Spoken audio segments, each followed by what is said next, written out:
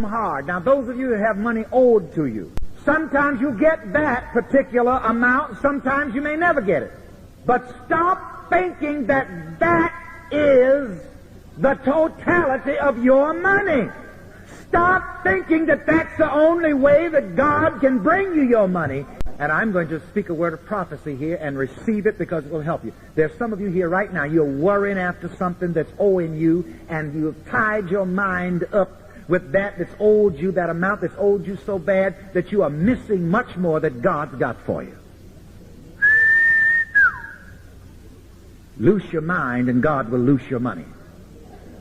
Don't give the government or that agency or that company or your mother or your father or your brother or your sister or your cousin or your uncle or your auntie power over your money. My money and my good are subject only to my thinking. Again.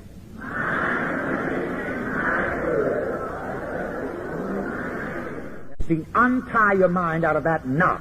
You see, there are a lot of knots in the mind that tie your mind up and tie your good up. And I'm untying those knots right now. Whatever ties up your mind will tie up your good. It will tie up your peace. It will tie up your health. This is why you've got to work on the mind, because everything that gets tied up first in the mind. This is why Jesus had to speak many times and say, "Thou foul and tormenting spirit, loose him, let him go." Let's do a prayer treatment and repeat it after me. My money and my good are independent of everyone and everything.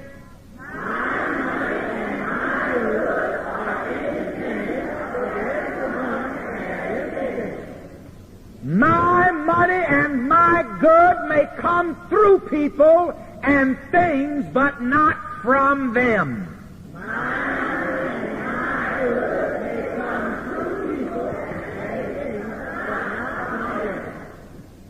And just remember that Almighty God has so many, many ways of bringing you your good.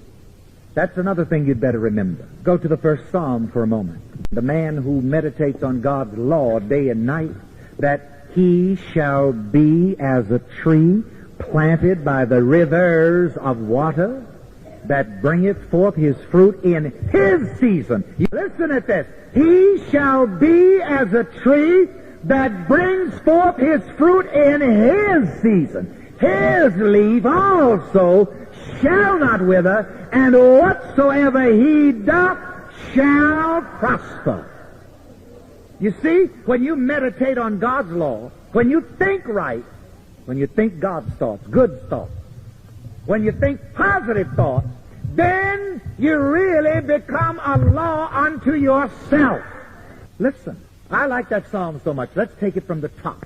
Blessed is the man that walketh not in the counsel of the ungodly. You will, the man that won't even listen to ungodly reports about unemployment and how bad things are and how hard money is to get. Will not hear any of that ungodly counsel. Will not stand in the way of sinners, nor sit in the seat of the scornful. But his delight is in the law of the Lord. His delight is where? In the law of the Lord. What's the law of the Lord? As a man thinks, so is he. According to your faith, so be it unto you, says the Master Jesus. This is the law of the Lord. I have no time to think the world's thoughts. I have no time to think as the world turns. Now he shall be as a tree planted by the rivers. Now notice the word rivers. Isn't that plural? What does that indicate? It indicates that there are many streams that God has to bring me my good.